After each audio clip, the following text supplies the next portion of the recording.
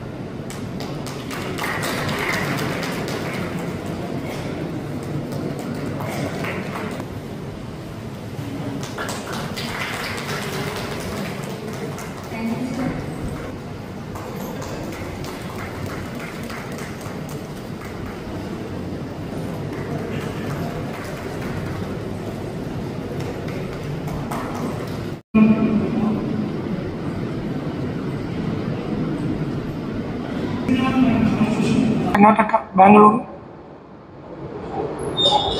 The guest president of the Gulbarga Bar Association, Guptaling S. Patil, and the president of the today's function, Mr. Mastan C. Dande, President, Karnataka SCST. My friend, senior and junior advocates from the Kalburgi Bar, the Vice President of the High Court Bar Association, Mr. Ashok Mulagi, and other executive members. Once again, all of you, my good afternoon. The organizer came to me about 10 days back. They invited me for the function. Actually, it has to be held on last Friday or Saturday. Then they came and told, no, sir, we want to postpone to today on 8th. And I agreed. Day before yesterday, they brought the invitation. And they said there must be a seminar on constitutional law. I saw the timings 1:30 to 3 p.m. I am wondering how to deal with the seminar of the Constitution of India and the Constitution of Law within the span of 1 hour.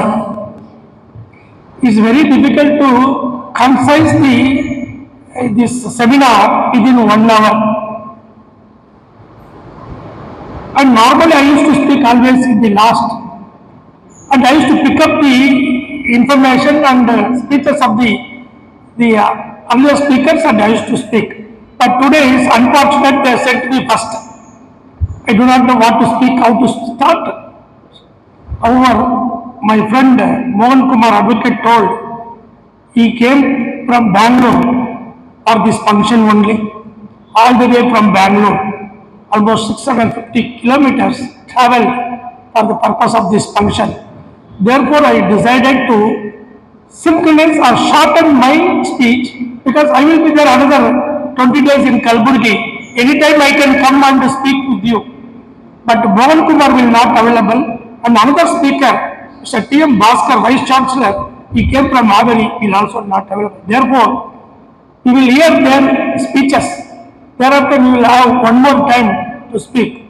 It is very impossible for discuss or hold a seminar on the Honorable B.R. Ambedkar, Dr. B.R. Ambedkar, within 1 hour. Baba Saheb Ambedkar ಬಗ್ಗೆ ಮಾತಾಡಲಿಕ್ಕೆ 1 hour ಸಾಕಾಗುತ್ತಾ? ಅವ್ರ ಬಗ್ಗೆ ಮಾತಾಡಲಿಕ್ಕೆ ಎಷ್ಟು ದಿನ ಆದ್ರೂ ಸಾಗೋದಿಲ್ಲ.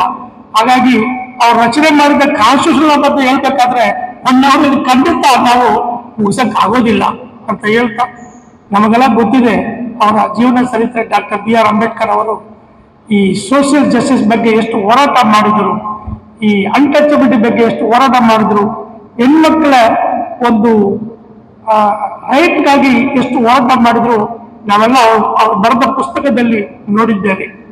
ಅವ್ರು ಏನು ಸಣ್ಣ ವಯಸ್ಸಲ್ಲಿ ಅವರು ಸ್ಕೂಲ್ ಟೈಮ್ನಲ್ಲಿ ಎಷ್ಟೆಷ್ಟು ಕಷ್ಟ ಅನುಭವಿಸಿದ್ರು, ಯಾರೆಲ್ಲ ಅವ್ರನ್ನ ಎಷ್ಟು ಇನ್ಸಲ್ಟ್ ಮಾಡಿದ್ರು, ಅವರೆಲ್ಲ ಒಂದು ದಿನ ಅವರು ನಿಂತು ನಮಸ್ಕಾರ ಮಾಡುತ್ತಾಗ ಎಷ್ಟೋ ಕೆಲಸಗಳು ಮಾಡಿದ್ರು. ಅದರಲ್ಲಿ ಉನ್ನತ ಕೆಲಸ ಅಂದ್ರೆ ಈ ಡ್ರಾಫ್ಟ್ ಕಮಿಟಿಯ ಚೇರ್ಮನ್, ಕಾನ್ಸ್ಟಿಟ್ಯೂಷನ್ ಡ್ರಾಫ್ಟ್ ಚೇರ್ಮನ್ ಅಂತ ಆಗಲ್ಲ.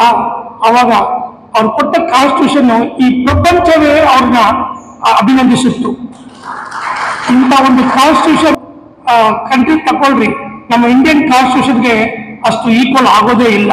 ಅಂತ ಒಂದು ಕಾನ್ಸ್ಟಿಟ್ಯೂಷನ್ ರಚನೆ ಮಾಡಿ ಕೊಟ್ಟಿದ್ದ ಆ ಶಿಲ್ಪಿ ಡಾಕ್ಟರ್ B.R. ಅಂಬೇಡ್ಕರ್ ಅವರು. ಇವತ್ತು ಎಲ್ಲರೂ ದೀನ ದಲಿತರು ಎಲ್ಲ ಕಡೆ ನಾರ್ಮಲ್ ಆಗಿ ಬೇರೆಯವ್ರ ತರ ಅಡ್ಡಾಡ್ತಾರೆ, ಎಲ್ಲ ದೇವಸ್ಥಾನ ಒಳಗಡೆ ಹೋಗ್ತಾರೆ, ಎಲ್ಲ ಶಾಲೆಯನ್ನು ಓದ್ತಾರೆ, ಎಲ್ಲರ ಜೊತೆ ಈಕ್ವಲ್ ಆಗಿ ಕೂತ್ಕೊಳ್ತಾರೆ. ಆದ್ರೆ ಅದು credit goes to the doctor B.R. Ambedkar. ಈ SC/ST ಪೀಪಲ್ನ ದೇವಸ್ಥಾನ ಒಳಗಡೆ ಬಿಡ್ತಿರ್ಲಿಲ್ಲ, ದೇವಸ್ಥಾನ ಒಳಗಡೆ ಗರ್ಭಗುಡಿಯಲ್ಲ, ದೇವಸ್ಥಾನ ಎಂಟ್ರೆನ್ಸ್ಗೆ ಬಿಡ್ತಿದ್ದಿಲ್ಲ. ಅಂತ ಒಂದು ಕೆಲಸ ಕೂಡ ನಾಸಿಕಲ್ಲಿ ಕಾಲೆ ಟೆಂಪಲ್ ಅಲ್ಲಿ ಒಂದು ಹೋರಾಟ ಮಾಡಿ ಅವ್ರು ಎಂಟ್ರಿ ಕೊಟ್ಟರು. ಅದೇ ರೀತಿ ನೀರು ಟಚ್ ಮಾಡಿದ್ರೆ ಆ ನೀರನ್ನು ಅವ್ರು ಟಚ್ ಮಾಡ್ತಿದ್ದಿಲ್ಲ ಬೇರೆಯವರು, ಅಷ್ಟು ಈವನಾಗಿ ಕೂಡ ನೋಡ್ತಿದ್ದ ಜನ. ಅದೆಲ್ಲ ಅವರು ಏನು ಸಣ್ಣ ವಯಸ್ಸಲ್ಲಿ ಕಷ್ಟಪಟ್ಟರು ಅದೆಲ್ಲ ಹೇಗೆ ಅವ್ರು ವಾಪಸ್ ಕೊಡ್ಬೇಕಂತ ಅನ್ಕೊಂಡ್ರು ಅಂದ್ರೆ ಎಜುಕೇಶನ್ ಮುಖಾಂತರನೇ ಇವರನ್ನ ನಾವು ವಾಪಸ್ ಕೊಡ್ಬೇಕು ಅವ್ರಿಗೆ ಅಂತೇಳಿ ನಾವು ಓದಿ ಎಷ್ಟು ಎಜುಕೇಶನ್, ಎಷ್ಟು ಡಾಕ್ಟರೇಟ್ ಪಟ್ಟ, ಎಷ್ಟು ಡಿಪ್ಲೊಮಾ, ಎಷ್ಟು ಡಿಗ್ರಿ ತಗೊಂಡು ಅಂದ್ರೆ ಅದು ಲೆಕ್ಕಾಚಾರಕ್ಕೆ ಆಗೋದೇ ಇಲ್ಲ. ಅಷ್ಟೆಲ್ಲ ಮಾಡಿದ್ರು ಕೂಡ ಅವರು ರಚನೆ ಮಾಡಿದ ಕಾನ್ಸ್ಟಿಟ್ಯೂಷನ್ಗೆ ಫಸ್ಟ್ ಅವಾರ್ಡ್ ಕೊಟ್ಟಿದ್ದು ಕೊಲಂಬಿಯಾ ಯೂನಿವರ್ಸಿಟಿಯಲ್ಲಿ ಡಾಕ್ಟರ್ ಆಫ್ ಲಾ ಅಂತ, ಯಾರಂತ ಒಸ್ಪೇನಿಯಾ ಯೂನಿವರ್ಸಿಟಿ ಡಾಕ್ಟರ್ ಆಫ್ ಲಿಟ್ರೇಚರ್ ಅಂತ. ಆದ್ರೆ ಅವರನ್ನ ನಾವು ಗೌರವಿಸಕ್ಕೆ ಆಲ್ಮೋಸ್ಟ್ 70 ವರ್ಷ ತಗೊಂಡಿದ್ವಿ. ಅವ್ರ ಫೋಟೋನ ನಾವು ಒಂದು ಗೌರ್ಮೆಂಟ್ ಆಫೀಸಲ್ಲಿ, ಒಂದು ಕೋರ್ಟಲ್ಲಿ, ಒಂದು ಬೇರೆ ಕಡೆ ಹಾಕೊಳ್ಳಕ್ಕೆ 70 ವರ್ಷ ಕಠಿಣವಾಗಿ ನಾವು ಸತತವಾಗಿ ಹೋರಾಟ ಮಾಡಬೇಕಾಯ್ತು. ಇವತ್ತು ಈಕ್ವಲ್ ಆಗಿ ಇವತ್ತು ಮಹಾತ್ಮ ಗಾಂಧೀಜಿ ಜೊತೆಗಲ್ಲಿ ನಮ್ಮ ಡಾಕ್ಟರ್ ಅಂಬೇಡ್ಕರ್ ಅವರ ಫೋಟೋವನ್ನು ಇಟ್ಕೊಂಡಿದ್ವಿ. ನಿಜಕ್ಕೂ ನಾವು ಪೂಜೆ ಮಾಡೋದು ಸುಮ್ಮನೆ ಅಲ್ಲ, ಇದು ಎಲ್ಲರೂ ಕೂಡ ಈ ಪೂಜೆ ಮಾಡಿಕೊಡ್ಬೇಕು. ಅವ್ರನ್ನ ಡೈಲಿ ಪೂಜೆ ಮಾಡಬೇಕು. ಅವರು ಒಂದು ಏನು ಒಂದು ಅನುಚ್ಛೇದ 14, 15, 16, 17 ಅದರಲ್ಲಿ ಬರೆದಿರೋ ಒಂದು ವಿಚಾರಗಳಿದೆಯಲ್ಲ, ಅದು ಅವ್ರ ಪರ್ಸ್ನಲ್ಲಿ ಏನು ಅನುಭವಿಸಿದರೋ ಅದನ್ನ ಕಾನ್ಸ್ಟಿಟ್ಯೂಷನ್ ತಂದ್ರು. ಎಲ್ಲರೂ ಕೂಡ ಸಮಾನತೆಯಾಗಿ ನೋಡಬೇಕು, everybody is equal before the law ಅನ್ನೋದನ್ನ ಅವ್ರು ಏನು ಹೋರಾಟ ಸಣ್ಣ ವಯಸ್ಸಲ್ಲಿ ಮಾಡಿದ್ರು ಅದು ಕಾನ್ಸ್ಟಿಟ್ಯೂಷನ್ ಲಾದಲ್ಲಿ ಆರ್ಟಿಕಲ್ 14 ತಂದಿಟ್ರು. ಅದು ನಮ್ಗೆಲ್ಲ ಗೊತ್ತಿದ್ದಾಗೆ ಈ ಕಾನ್ಸ್ಟಿಟ್ಯೂಷನ್ ಅಲ್ಲಿ ಈ ಹಾರ್ಟ್ ಆಫ್ ದ ಕಾನ್ಸ್ಟಿಟ್ಯೂಷನ್ ಅಂದ್ರೆ ಪಾರ್ಟ್ 3, ಅದರಲ್ಲಿ guarantee the fundamental right it is guaranteed under article 14, 15, 16, 17 though in third ಇದು ಅದರಲ್ಲಿ article 15 no discrimination reservation, article 16 ವುಮೆನ್ಗೆ, ಆರ್ಟಿಕಲ್ 17 ಅನ್ಟಚಬಿಲಿಟಿ. ಇದೆಲ್ಲ ಇಲ್ಲ ಅಂದ್ರೆ ಇನ್ನು ಯಾವುದೋ ಕಾಲದಲ್ಲಿ ಇನ್ನ ನಾವು 1000 ವರ್ಷಕ್ಕೆ ಹಿಂದೆನೇ ಇರ್ತಿದ್ದೀವಿ. ಯಾವ ದೀನದಯಾಳು ಕೂಡ ಜನ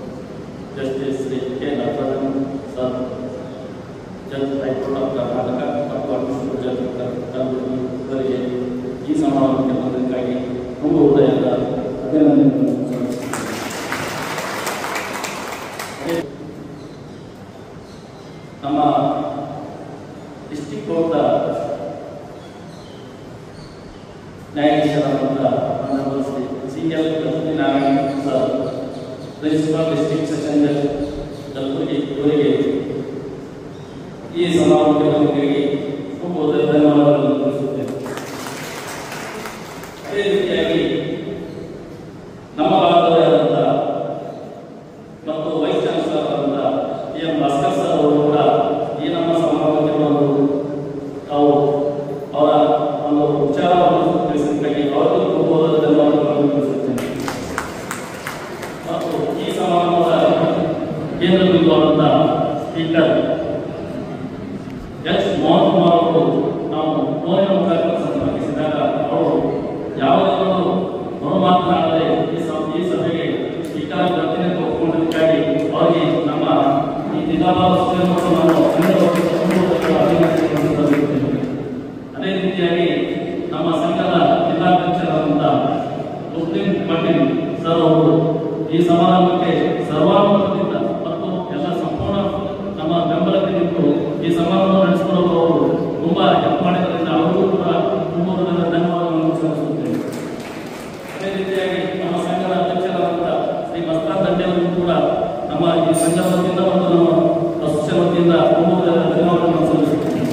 ಹಾಗೂ ಹಿರಿಯ ನ್ಯಾಯಾಧೀಶರು ಮತ್ತು ಸಿಬ್ಬಂದಿ ವರ್ಗ ಮತ್ತು ಎಲ್ಲ ನಮ್ಮ ಹಿರಿಯ ವಕೀಲರಿಗೂ ಈ ಸಮಾರಂಭದ ಮುಖಾಂತರ ಧನ್ಯವಾದಗಳನ್ನು ಸಲ್ಲಿಸಲು ಬಯಸುತ್ತೇನೆ. ಧನ್ಯವಾದಗಳು.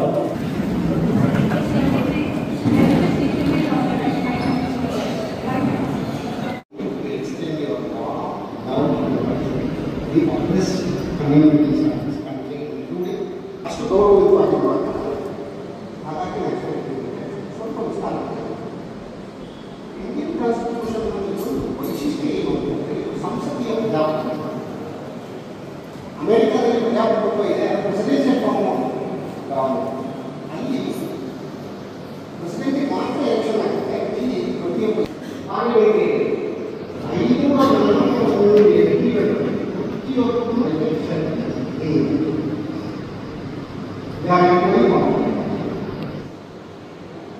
ಮತ್ತು ಈ ಪ್ರಧಾನಮಂತ್ರಿಗಳು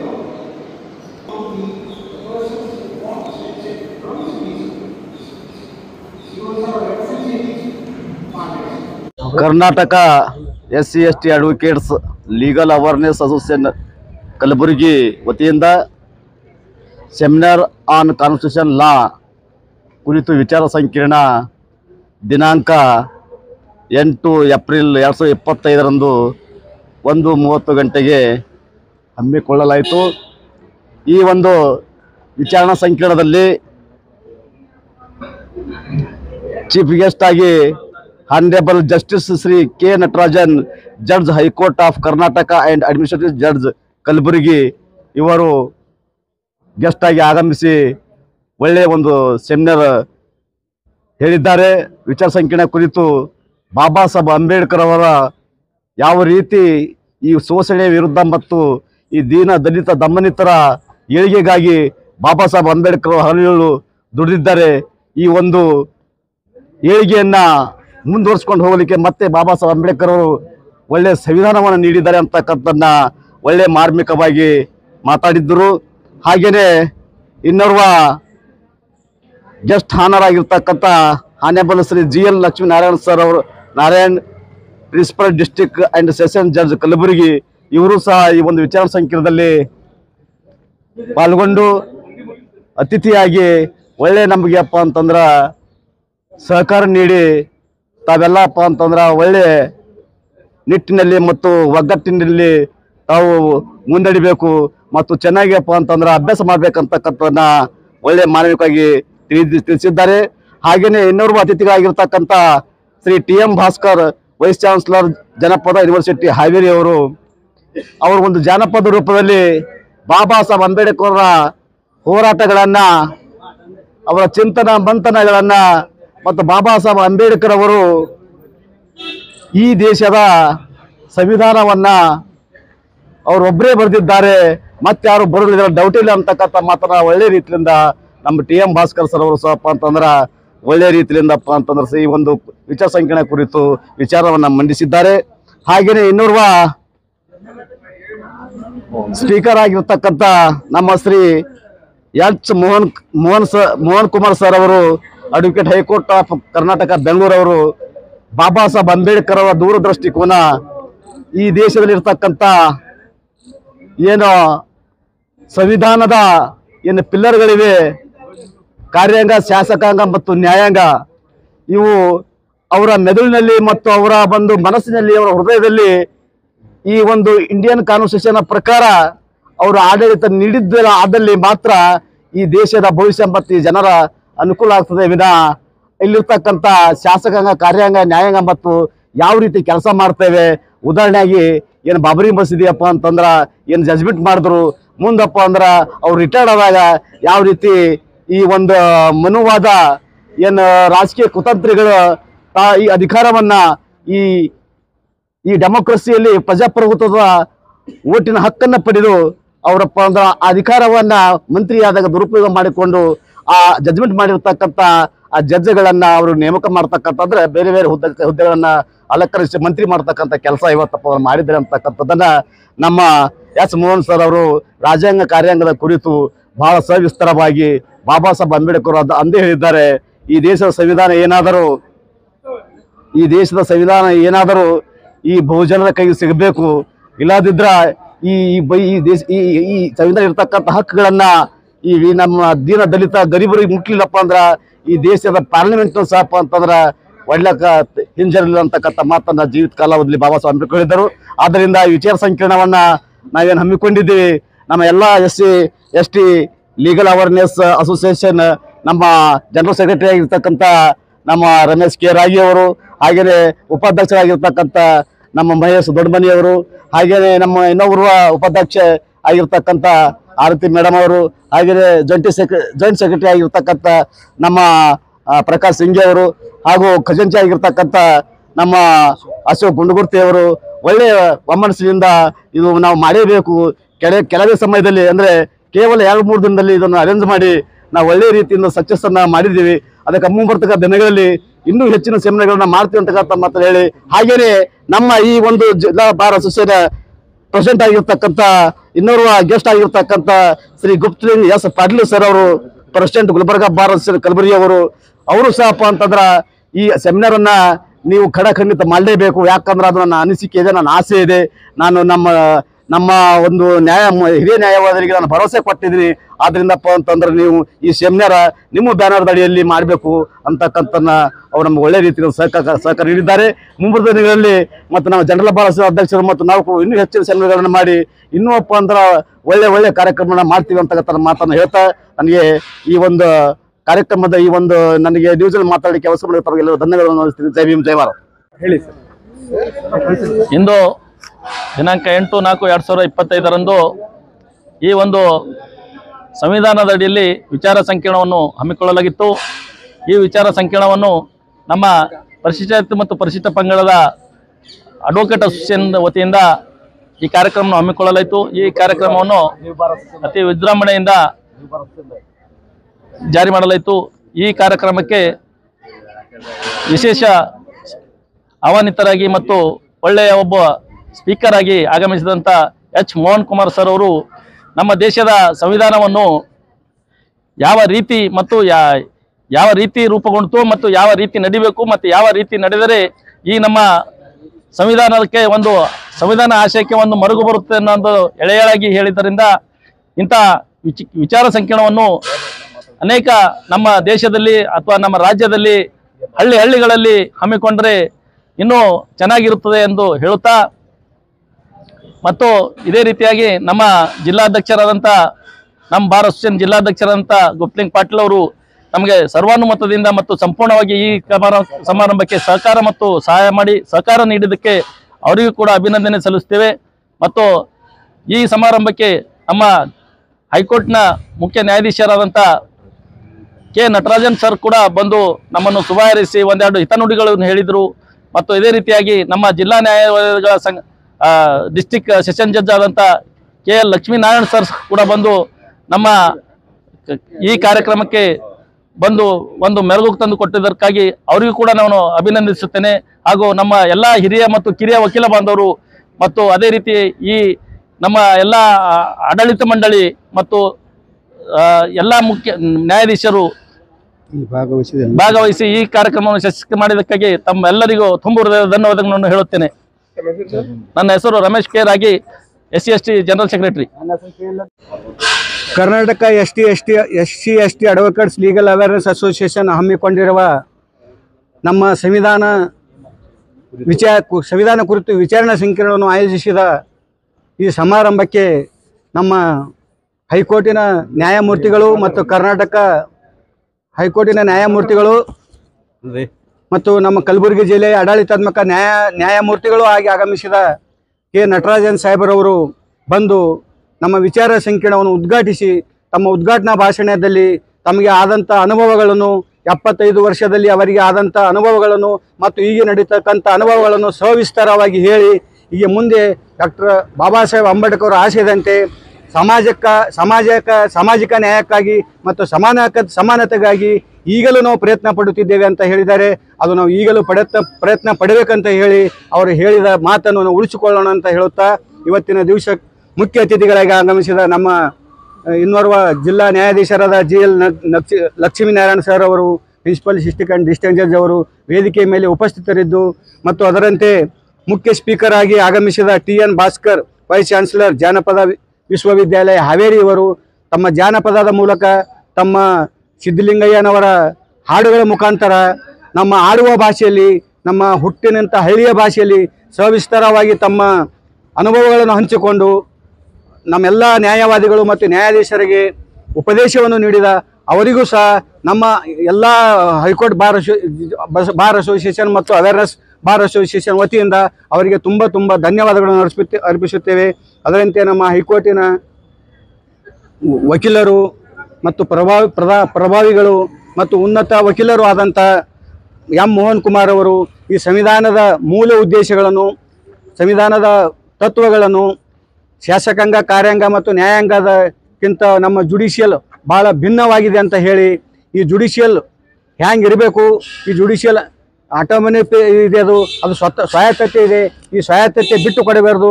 ಒಂದು ವೇಳೆ ಸ್ವಾಯತ್ತತೆಯಲ್ಲಿ ಕಾರ್ಯಾಂಗ ಮತ್ತು ಶಾಸಕಾಂಗ ಎಂಟ್ರಿ ಆದರೆ ಇದರ ಅಧೋಗತಿ ಏನಾಗುತ್ತದೆ ಅಂತ ಸವಿಸ್ತಾರವಾಗಿ ಹೇಳಿ ನಮ್ಮ ಎಲ್ಲ ವಕೀಲರನ್ನು ಉದ್ದೇಶಿಸಿ ಮಾತನಾಡಿದ್ದಕ್ಕಾಗಿ, ತಾವು ಬೆಂಗಳೂರಿನಿಂದ ಇಲ್ಲಿ ಬಂದು ಈ ಕಾರ್ಯಕ್ರಮವನ್ನು ಯಶಸ್ವಿಯಾಗಿ ನಡೆಸಿದ್ದಕ್ಕಾಗಿ ನಮ್ಮ ಬಾರ್ ಅಸೋಸಿಯೇಷನ್ ವತಿಯಿಂದ ಅವರಿಗೆ ತುಂಬ ಹೃದಯದ ಧನ್ಯವಾದಗಳನ್ನು ಅರ್ಪಿಸುತ್ತೇನೆ.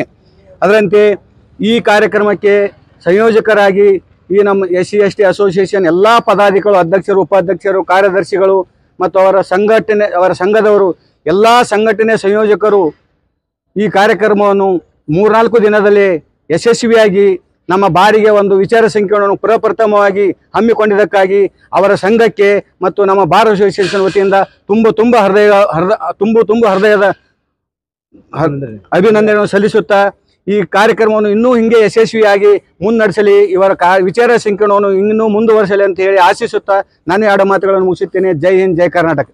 ಗುಪ್ತಲಿಂಗ್ ಪಾಟೀಲ್ ಅಸೋಸಿಯೇಷನ್ ಅಧ್ಯಕ್ಷರು, ಕಲಬುರಗಿ.